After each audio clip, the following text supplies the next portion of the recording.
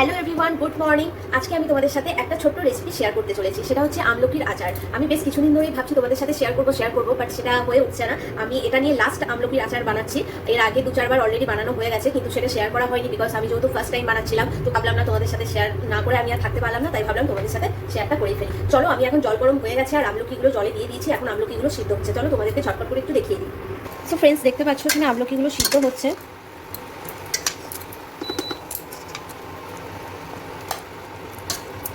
তো আরেকটা কথা তোমাদেরকে বলা হয়নি, তোমরা চাইলে জলে হলুদ দিয়ে নিতে পারো। আমি এখনো দিইনি, বাট এরপরে দিয়ে নেবো। জলে অল্প একটু হলুদ দিয়ে জাস্ট আমি আমলকিগুলো সেদ্ধ করে নিচ্ছি। এখন আমি লবণ চিনি কিছু দেবো না, যখন আমি বানাবো একেবারে তখনই দেবো। তো ফ্রেন্ডস, দেখতে পাচ্ছ আমি হলুদ দিয়ে নিয়েছি জলে। আসলে বন্ধুরা, সমস্যাটা কি জানো, আমাকে না ফোনটা হাতে ধরে আমাকে ভিডিওটা করতে হচ্ছে। এটা একটা সমস্যা। আমার কাছে যে স্ট্যান্ডটা আছে সেটা হচ্ছে অনেকটা বড় স্ট্যান্ড, বিকজ ওটা মানে হচ্ছে না, ওই স্ট্যান্ডটা দিয়ে ভিডিও করা যাচ্ছে না। তো যার জন্য আমাকে হাতে ধরে ভিডিওটা করে দেখাতে হচ্ছে। জানি না কীরকম মানে কতটা পারছি ভিডিওটা করতে, তবে চেষ্টা করবো তোমাদেরকে ভালোভাবে আজকে আমলকির আচারটা বানিয়ে আমি দেখানোর চেষ্টা করবো। ডেফিনেটলি। হ্যালো এভরিওয়ান, আমার আমলকি সেদ্ধ করা হয়ে গেছে অলরেডি। দেখতে পাচ্ছ এখানে অলরেডি আমলকিগুলো ফেটে ফেটে গেছে মাঝখান থেকে। তো এরপরে আমি যেটা করবো সেটা হচ্ছে এই যে বীজগুলো, এই বীজগুলো আমি বের করে নেব। সো ফ্রেন্ডস, আমার এখানে আমলকি থেকে বীজগুলো ছাড়ানো হয়ে গেছে অলরেডি, দেখতে পাচ্ছ তোমরা। আমি এরপরে আমলকিটা হালকা হালকা করে একটু ম্যাশ করে নেব। তো ফ্রেন্ডস, আমি এখানে তেল দিয়ে দিচ্ছি, দেখো পরিমাণ মতো আমি দিচ্ছি, ব্যাস আর দেবো না।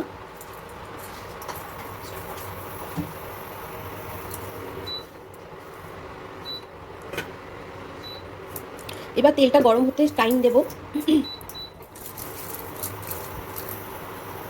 তেলটা গরম হোক ততক্ষণ, তারপরে আমি কি ফোড়ন দেবো দেন তোমাদের সাথে আমি শেয়ার করছি আস্তে আস্তে। সো ফ্রেন্ডস, তেলটা গরম হয়ে গেছে। আমি এখানে এলাচ দিয়ে দিচ্ছি, একটা এলাচ আর দারচিনি দিয়ে দিচ্ছি ভেঙে।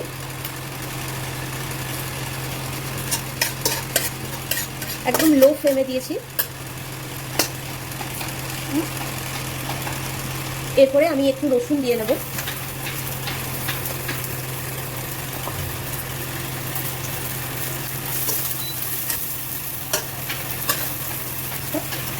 রসুনটা হচ্ছে অপশনাল, তোমরা চাইলে দিতেও পারো, নাও দিতে পারো রসুনটা, বাট আমি দিই কারণ হালকা একটা ফ্লেভার আসে রসুনের, খুব ভালো হয় দারচিনি আর এলাচি। এরপরে আমি আমলকিগুলো দিয়ে দেবো। রসুনটা হালকা ভাজা ভাজা হয়ে এলেই আমি এরপরে আমলকিগুলো কড়াইয়ে দিয়ে দেবো। সো আমি আমলকিগুলো ম্যাশ করে রেখেছি, বাট খুব একটা আমি ম্যাশ করিনি, খুব অল্পভাবে আমি ম্যাশ করেছি। বেসিক্যালি খালি খালি করেই আছে, কারণ জিনিসটা খেতে ভালো লাগে, খুব একটা ঘাটা ঘাটা হয়ে গেলে ভালো লাগে না।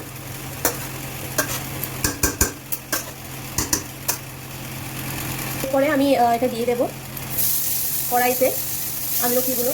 দেখতে পাচ্ছ আমি আমলকিগুলো খুব একটা ম্যাশ করিনি। এর আগে যখন বানিয়েছিলাম তখন আমি পুরোপুরি ম্যাশ করে বানিয়েছিলাম, এবারে আমি মোটামুটি প্রায় গোটাই রেখেছি, ঠিক আছে। খুব একটা ম্যাশ করিনি। এবার এটা রান্না করতে করতে যতটা ঘাটা হবে অতটাই ভালো লাগে।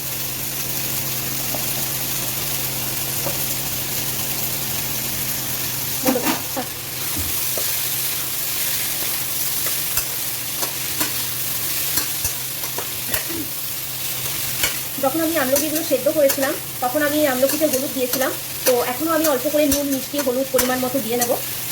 তো আমি এখানে চিনি ইউজ করবো না, এখানে আমি নকুলদানা ইউজ করেছি। নকুলদানাটা ভিজিয়ে রেখেছিলাম জল দিয়ে, তো সেটা আমি এখানে দিয়ে দেবো পরিমাণ মতো নুন মিষ্টি। আর মশলা আমি কিছু ইয়ে করে রেখেছি, জাস্ট করে রেখেছি। শুকনো খোলাতে মশলাগুলো ভেজে নিয়ে সেটা আমি মিক্সিতে গুঁড়ো করে নিয়েছি, তো সেটা আমি পরে বলে দেবো।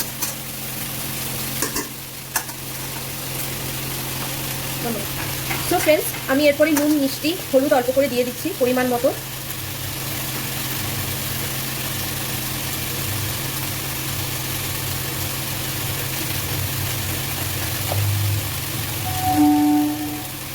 এবার একটু হলুদ দিয়ে দেবো, হলুদটা সামান্য দেবো, বেশি দেবো না।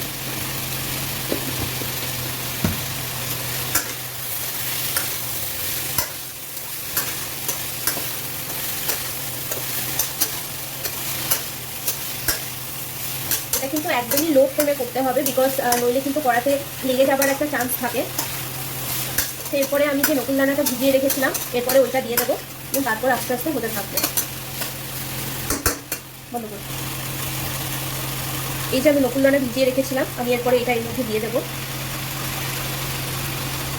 মিষ্টিটা যে যেরকম খাবে সেটা পরিমাণ মতো দেবে। আমি যেমন মিষ্টিটা কমই খাই, সেই জন্য আমি কমই দেবো এখানে।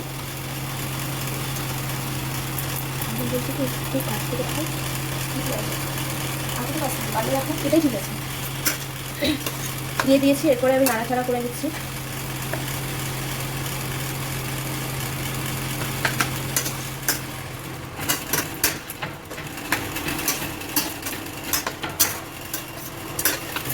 এখন আমলকিটা অনেকটা মজবে অ্যান্ড ধীরে ধীরে এটা হতে থাকবে। ওকে চলো গাইস, তোমরা সঙ্গে থাকো, দেখতে থাকো আমার এই ভিডিওটা। সো ফ্রেন্ডস, তোমরা দেখতে পাচ্ছ আমলকিটা অনেকটা মানে জলটা টেনে নিয়েছে এবং কালারটা অনেকটা চেঞ্জ হয়ে এসছে। এরপরে আমি মশলাগুলো আস্তে আস্তে এক এক করে দিয়ে দেবো। সো ফ্রেন্ডস, আমি এখানে গোলমরিচ দিয়ে নিচ্ছি। ঝালটা যে যেরকম খাবে সেই পরিমাণ অনুসারে গোলমরিচ দিয়ে দিচ্ছি। এরপরে দিচ্ছি চাট মশলা সানরাইজের। চাট মশলা অপশনাল, কেউ দেয় কেউ দেয় না, বাট আমি দিচ্ছি যেহেতু খেতে একটু স্বাদ হবে সেই কারণে।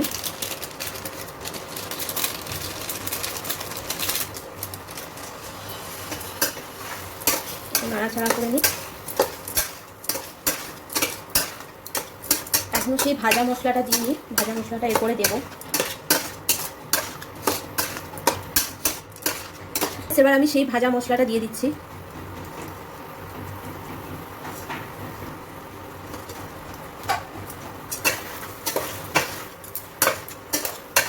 হ্যাঁ, এবারে বলি তোমাদেরকে যে এই ভাজা মশলাটাতে আমি কি কি দিয়ে আমি এটা করেছি। তো সেটাতে এটাতে আর কিছুই না, খুবই সিম্পল। যেসব ফোড়নগুলো দিয়ে আমাদের রান্না করা হয় নিত্য প্রয়োজনীয়, সেই সমস্ত কিছু ফোড়ন দিয়েই আমি এই ভাজা মশলাটা তৈরি করেছি। এখানে আছে প্রথমত শুকনো লঙ্কা, দেন গোটা জিরে আর গোটা মৌরি, গোটা ধনে আর সাথে মেথি। ব্যাস এই পাঁচটা জিনিস শুকনো খোলায় ভেজে মিক্সিতে গুঁড়ো করে নিয়েছি। ব্যাস, আর কিছু না। সো ফ্রেন্ডস, একটা জিনিস তোমরা বুঝতে পারছো কিনা জানি না, ভিডিওতে কতটা বোঝা যাচ্ছে, কালারটা কিন্তু অনেকটা চেঞ্জ হয়ে গেছে, অনেকটা মশলাগুলো দেওয়ার পরে। ঠিক আছে, তো এখন এটা আমি জারে ভরে রাখবো না, এখন এটা আমি কড়াতেই রাখবো। জিনিসটা আরও মজবে ভালো মতন করে। যে আমি রিভিউটা নেবো যে ক্যামেরাম্যান যে আছে, মানে যে আপাতত মানে আমার ক্যামেরা করে দিচ্ছে, সেই এক্ষুনি টেস্ট করে দেখেছে, তো সেই বলবে কেমন লাগছে। কি রেখেতে কেমন হয়েছে? খুব ভালো হয়েছে ফ্রেন্ডস, এত ভালো হয়েছে মানে স্বাদের কোনো নাম নেই, মানে এত ভালো হয়েছে কি বলবো, খুব ভালো হয়েছে, খুব খুব খুব। তো টাটা, আজকের মতো এই রেসিপিটাই ছিল তোমাদের সাথে শেয়ার করার। ঠিক আছে, ভালো লাগলো তোমাদেরকে, এটা আমি শেয়ার করতে পেরে আমার নিজেরও খুব ভালো লাগলো। তোমরা বাড়িতে এটা ট্রাই করো, আশা করি খুব একটা খারাপ হবে না। ওকে চলো, টাটা।